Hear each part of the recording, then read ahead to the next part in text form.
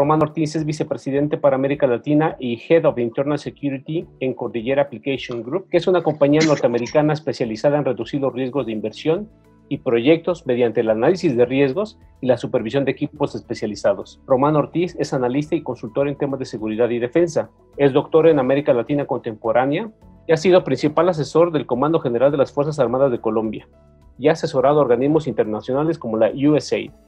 Román, bienvenido. Hola, ¿qué tal? Doctor Román, mucho gusto. ¿Podría explicarnos, por favor? Son dos preguntas en una, podría decirse. ¿El mundo vive una crisis de agua? Y si es así, ¿cómo llegamos ante esta situación? Bueno, yo creo que hay dos, digamos, yo no creo que tanto sea un problema de la disponibilidad de recursos, sino en términos globales, sino de dos cuestiones. Una de cómo esos recursos, cómo está cambiando la distribución geográfica de esos recursos, por un lado, de los recursos hídricos, y por otra parte de su gestión. Entonces, por un lado lo que tenemos es un cambio en regímenes de lluvias y áreas que están siendo, digamos, que están viendo cómo se reduce la pluviosidad mientras, digamos, cambia ese régimen a otros lugares. Y en consecuencia hay zonas que están perdiendo recursos hídricos frente a otras, por un lado, pero lo que me parece que es mucho más importante es que hay unos problemas de gestión de esos recursos, porque no se cuenta con la infraestructura apropiada para manejarlos. Y eso particularmente tiene que ver con los procesos de urbanización que se han ido dando en los últimos tiempos. Han crecido de una manera muy rápida ciudades, no solamente en América Latina, sino muy especialmente en África, ciudades que han crecido muy rápido y sin venir acompañadas de el desarrollo de infraestructuras que le correspondían, ¿verdad? Y digamos, lo mismo se puede decir en algunas zonas de Asia.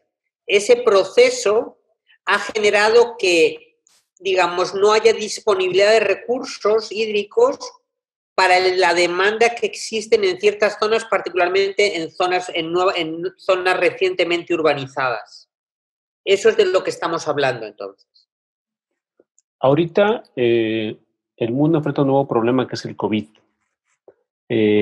Implica nuevos retos, pero también implica crisis y creo que agarra a muchos países, o en particular a varios de América Latina, incluido México, mal parado con serios problemas políticos, financieros. ¿Cuál es su perspectiva ahorita y cómo pueden solucionarse estos problemas que vienen? Bueno, yo creo que eso es muy cierto. Es decir, el problema no solamente es la epidemia en sí misma, el problema es en qué contexto golpea la epidemia a América Latina. A otras partes del mundo también, pero a América Latina en particular. Y yo creo que hay dos problemas en América Latina que precedían al COVID, pero que ahora el COVID va a hacer mucho más grande. O si uno quiere, tres problemas, pero uno de ellos asociado a los anteriores. El primero es un problema económico, es un problema de que América Latina experimentó un boom muy grande asociado a la expansión de las commodities, a la exportación de materias primas. Esto no es la primera vez que pasa en la historia de América Latina, pero eso fue muy claro durante, digamos, la primera década del siglo XXI, ¿no? Eso generó una expansión muy grande de las economías, pero también las hizo muy vulnerables. Y a partir de 2014, particularmente de 2014, sobre todo con la caída de los precios del petróleo, ha habido un proceso en el cual se ha producido, digamos, una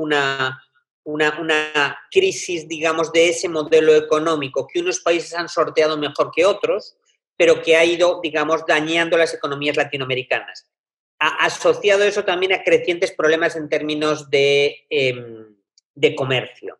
El segundo problema es un problema, digamos, de legitimidad del sistema. Los sistemas políticos latinoamericanos han entrado en crisis por dos razones. Primero, porque, digamos, los sistemas han mostrado una serie de deficiencias en términos de calidad de la democracia, etcétera, pero también, por otra parte, porque las demandas sociales han crecido, porque con el aumento muy grande de las clases medias en América Latina. Y el tercer problema tiene que ver con la desigualdad. que es un fruto, de alguna manera, un resultado de los dos anteriores que he dicho. Y hay sectores de las sociedades latinoamericanas que permanecen en una posición de marginación. Esos tres problemas ahora con la epidemia del COVID van a ser afectados de una manera muy grave, van a ser exacerbados de una manera muy grave. Económicamente vamos a tener la caída más grande de las economías latinoamericanas desde la Segunda Guerra Mundial. Políticamente vamos a tener unos gobiernos deslegitimados, digamos, teniendo muchas dificultades para entregar servicios claves a sus poblaciones en términos de salud pública y en términos de seguridad. Y problema número 3 es que en ese contexto la desigualdad se va a acusar, porque ya va a ser desigualdad en lo que tiene que ver con la provisión de elementos esenciales para la vida de los individuos y de las comunidades, ¿no? Digamos, salud pública, alimentación, servicios públicos esenciales y así sucesivamente. Entonces, ese es el reto en este momento. ¿Cómo se puede resolver? Mucho depende de cómo lo gestionen los gobiernos, ¿verdad? Es decir, yo creo que hay algunos gobiernos que están, y también del acumulado de esos gobiernos. Países con infraestructuras más sólidas, con instituciones más sólidas, van a tener mejores posibilidades de manejar esto que otros que tienen instituciones más débiles. Pero además también tiene que ver con cómo están gestionando las pandemias, la pandemia, ¿verdad? Uh-huh. Entonces, a gobiernos como el brasileño o como el mexicano o como el nicaragüense, que básicamente han negado la gravedad de la crisis de salud pública hasta muy recientemente, van a enfrentarse a choques mucho más grandes. El panorama pues, prácticamente es gris, como podemos verlo, pero sin embargo, usted como experto, especialista en los temas, ¿ve alguna solución? ¿Cuál sería la más factible? Porque hablamos de una crisis de gobernabilidad, pero también creo que está por otro lado el sector de las inversiones, el sector social. ¿Dónde sería la respuesta? ¿En una alianza entre las tres? ¿De dónde vendría? O si hay algún caso en específico que usted ubique en América Latina o en el mundo donde se esté haciendo bien y que pueda servir de ejemplo para las demás autoridades. Digamos, Asia ha dado unas lecciones grandes de cómo se manejaba esto. No particularmente China. China es, de alguna manera, lo que ha hecho básicamente ha sido engañar a la comunidad internacional, no proporcionando los datos adecuados de lo que estaba pasando. Pero sí países como Corea del Sur o como Taiwán o como Singapur han hecho un manejo muy apropiado de la crisis de salud pública. Y en Europa, algunos países evidentemente lo están haciendo mejor. Ahí está el caso de Alemania, por ejemplo. Digamos, para el caso de América Latina, el problema es que yo creo que, como señalaba antes, los países latinoamericanos tenían unos problemas estructurales antes que van a ser exacerbados por el choque de la epidemia. ¿Cómo se puede, digamos, qué pueden hacer o quiénes son los que están mejor situados?